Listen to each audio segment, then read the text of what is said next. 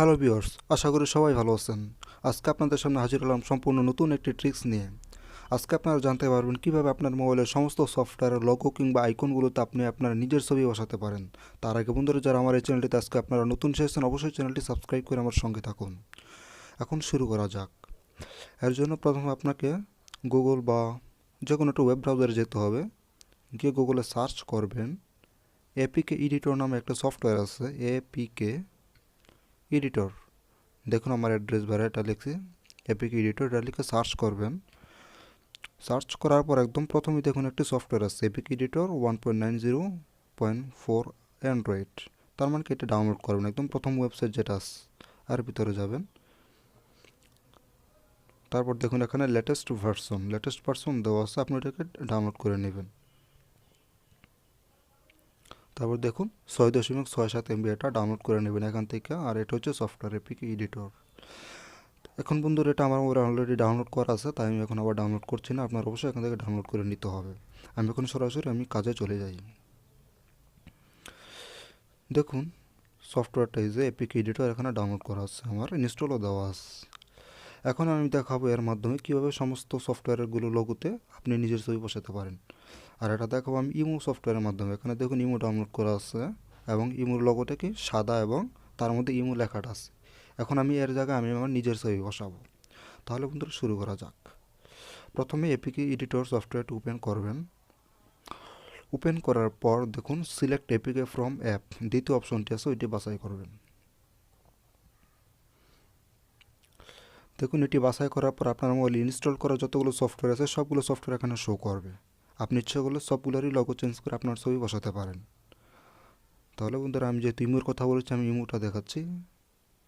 ইমোতে গেলাম।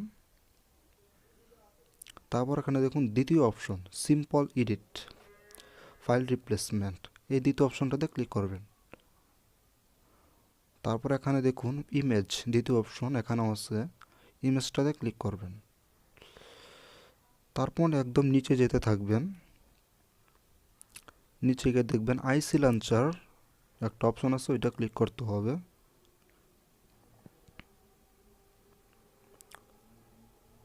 নিচে যেতে থাকুন।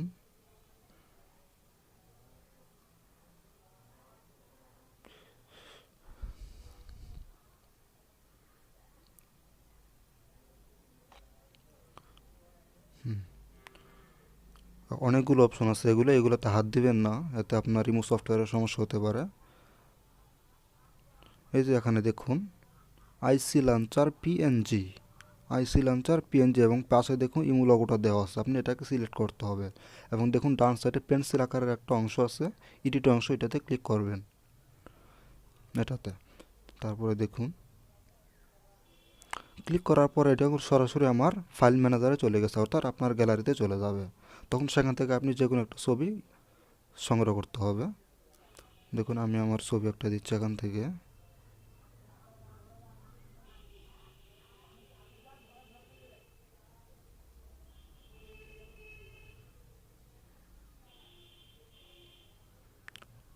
অর্থাৎ আপনার গ্যালারির সকল ফাইল ম্যানেজার এখানে শো করবে। আপনি যে ছবিটা ওই লোগোতে বসাতে চান ওই ছবিটা এখান থেকে সংগ্রহ করে নেবেন। আমি একটা ছবি নিচ্ছি।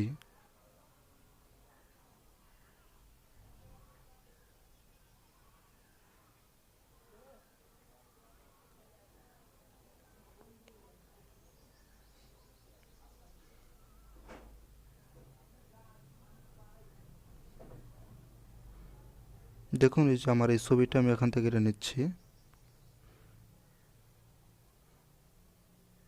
দেখুন যেখানে যে লগো ছিল ইমো লগোর ক্ষেত্রে এখানে আমার ছবিটা বসে পড়েছে। এখন এটা দেওয়ার পর দেখুন নিচে সেভ অংশ আছে, এই সেভে ক্লিক করবেন।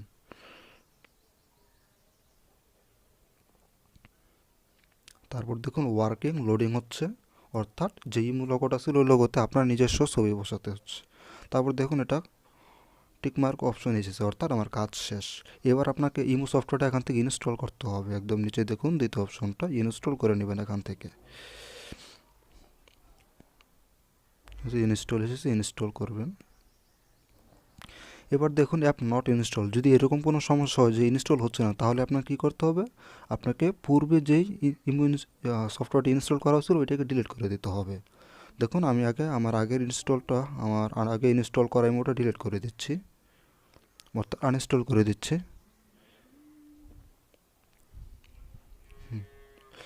এবার এপিক এডিটরে গিয়ে এটা ইনস্টল করতে হবে।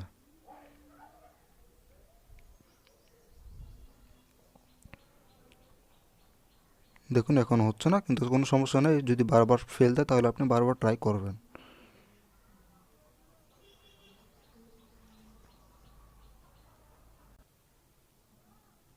দেখুন আবার ইনস্টল দিচ্ছে।